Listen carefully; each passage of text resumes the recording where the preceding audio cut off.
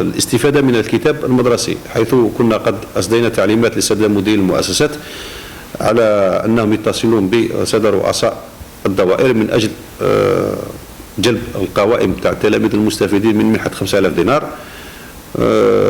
كي يستفيد أبنائنا التلاميذ من مجانية الكتاب المدرسي في إطار أو الناس والتلاميذ المعوزين. الكتاب المدرسي راه على مستوى المؤسسات التربوية، ما عندناش نقص، كل الكتب كل العناوين راهي على مستوى المؤسسة التربوية.